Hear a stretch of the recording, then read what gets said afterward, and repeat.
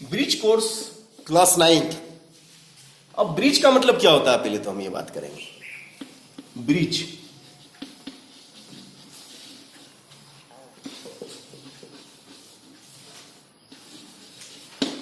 Bridge course हम पढ़ रहे हैं। तो ब्रिज का मतलब क्या?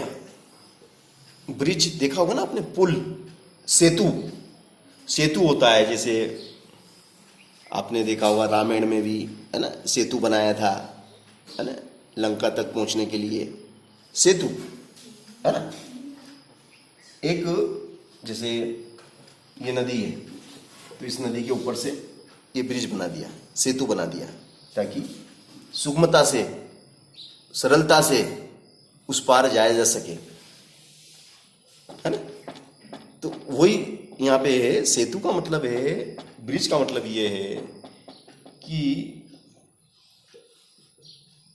इस माध्यम से हम आपको मुख्य धारा में लाएंगे। जो चीजें आप भूल गए हैं या छूट गई है, उनको हम सरलतम तरीके से समझाकर आपको कक्षा 9वीं की मुख्य धारा में लाना है। ये हमारा उद्देश्य है। अब जैसे कि आपकी जो ब्रिज कोर्स की किताब है, उसमें आपके पहला ही प्रश्न है 1/4 को चित्र द्वारा दर्शाइए। चित्र द्वारा दर्शाओ। इसका चित्र निरूपण करना है। 1/4 मतलब 1/4। 1/4 का मतलब क्या होता है? 1/4 को चित्र से दर्शाना है। तो कैसे दर्शाएंगे आप? जैसे कि ये हमारी एक रोटी है, इसके 4 हिस्से करें 4 हिस्से, क्योंकि 4 लिखा हुआ है। 4 लिखा है मतलब 4 टुकड़े करने पड़ेंगे आपको। और 4 में से लेना कितने? 4 में से लेना केवल 1 है। 4 में से केवल 1 लेना है, यानी कि आपको एक कोई सा भी हिस्सा आपने ले लिया। मान लो ये ले लिया आपने, ये हिस्सा आपने ले लिया, ये हिस्सा आपने ले लिया, इसमें से ये हिस्सा आपने ले लिया, ठीक है ना। ये हिस्सा आपने इसमें से ले लिया, है ना। तो शेष हिस्सा कौन सा रह गया आपका? ये वाला, ये हिस्सा आपका शेष रह गया, ठीक है ना।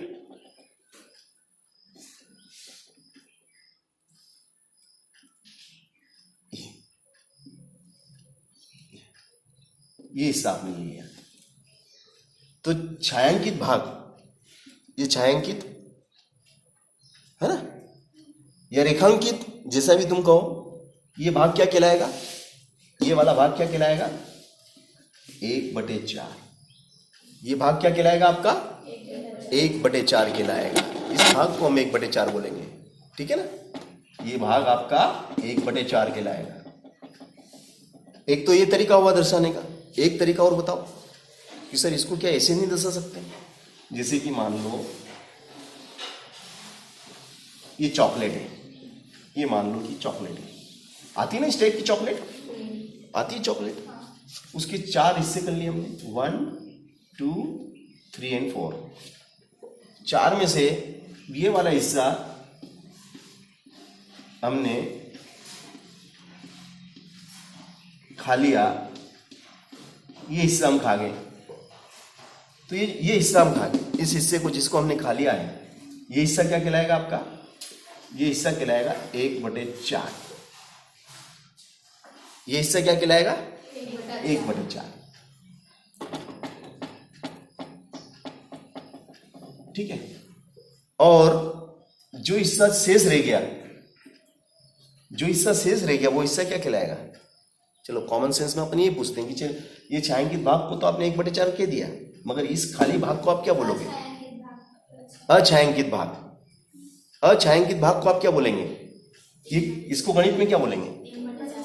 3/4। इसको क्या बोलेंगे? 3/4। अब ये पूछ ले कि बताओ अछायांकित भाग कितना है? तो अछायांकित भाग 3/4 है, छायांकित भाग बोले 1/4 है। तो छायांकित और अछायांकित दोनों को मिला लेंगे तो पूरी चॉकलेट हो गई। पूरी चॉकलेट का मतलब एक चॉकलेट। कैसे बता देता हूं। जैसे छायांकित भाग कितना 1/4, अछायांकित भाग कितना 3/4। तो 4 का लघुत्तम लिया तो कितना आया 4, 4 में 4 का भाग दिया तो कितना आया 4 में 4 का भाग दिया 1 आया। 1 का गुणा ऊपर वाली में करा तो 1, 4 में 4 का भाग दिया तो 1 आया। 1 का गुणा ऊपर वाली में करा तो 3, 3 और 1 4, 4/4, 4 से 4 मर गया। एक रोटी एक चॉकलेट, समझ गए ना। तो छायांकित प्लस अछायांकित दोनों को मिला दिया तो पूरी रोटी हो गई, पूरी चॉकलेट हो गई, समझ गए ना। अगर मान लो ऐसा कहा जाए आपसे कि भैया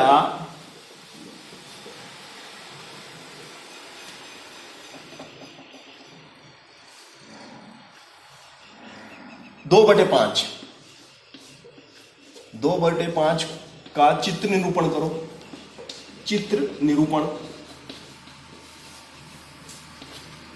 2/5 का चित्र निरूपण करना है, चित्र से दर्शाना है। 2/5 को हमें क्या करना है चित्र के द्वारा दर्शाना है। अब हम इसको चित्र के द्वारा कैसे दर्शाएंगे।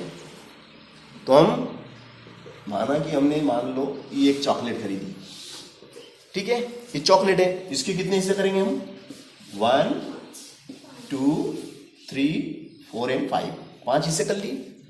5 में से 2 हिस्से हम क्या करेंगे खा जाएंगे। कहीं ऐसा तो नहीं कि भाई किसी को दान कर देंगे, बोले दो टुकड़े दान करो यार, दान करे धन घटे नहीं दान करने से धन घटता नहीं है ना। तो भैया 2 टुकड़े आपने क्या करे खा गए, ये 2 टुकड़े आप खा गए भैया, है ना। कोई दानवीर हो तो कर भी देते हैं दान चाहते किसको करते हैं दान मालूम ही आपको। अपने साथ में जो अपना मित्र होता है उसी को करते हैं कि ले 2 टुकड़ा तू खा ले, 3 में खा लूं चॉकलेट मारी है, अब भाई मेरी चॉकलेट है तो मैं तो एक हिस्सा ज्यादा ही खाऊंगा ना है। तो ये जो छायांकित भाग है, ये छायांकित भाग का मान कितना हुआ बेटा 2/5। अगर मैं ये पूछ लूं आपसे कि बताओ अछायांकित भाग का मान कितना है, तो कितना बताएंगे आप। इसका बताएंगे 3/5, और दोनों को जोड़ लेंगे तो पूरी चॉकलेट बन जाएगी कि नहीं। तो ये एक तरीका ये भी है ना। और कौन सा तरीका हो सकते हैं सर, क्या यही तरीके हैं क्या, चॉकलेट ही है क्या, और दूसरा कोई तरीका नहीं हो सकता क्या है? रोटी भी हो सकती है, और सोचो दिमाग लगाओ, जैसे ऐसा फिर ऐसा फिर ऐसा फिर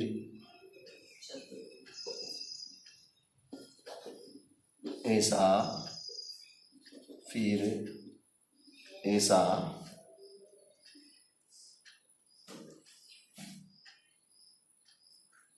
नहीं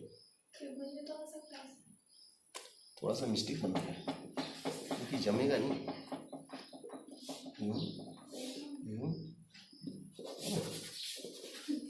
फिर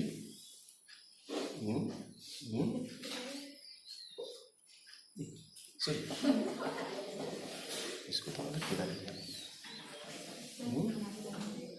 इसको थोड़ा सा फेरा देना,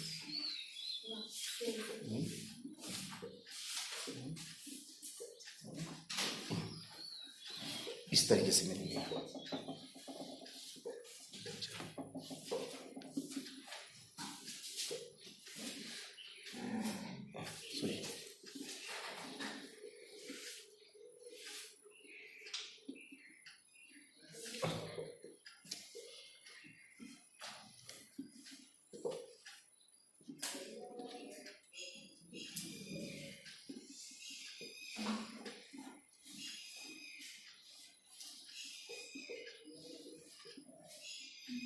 कितने हुए भैया, सेम हुए कि नहीं हुए, सेम कितने टुकड़े हो गए ये मानो कि एक तरह से शक्कर पारा, यूं समझो आप, बड़ा शक्कर पारा बनाया मम्मी ने, डिजाइन वाला शक्कर पारा मम्मी सीख के आई और बनाया। फिर उस शक्कर पारे में से भी शक्कर पारे निकाल दिए, बड़ा शक्कर पारा उसको काट के बना दिए, 5 शक्कर पारे बना दिए। अब 5 में से हमें कितने, 2 मम्मी ने दे दिए। कितने दे दिए हमको? 2 शक्कर पारे मम्मी ने दे दिए, एक ये वाला और एक ये वाला। तो ये जो छायांकित भाग है या रेखांकित भाग, ये रेखांकित भाग का मान हुआ 2/5 और अरेखांकित बोले तो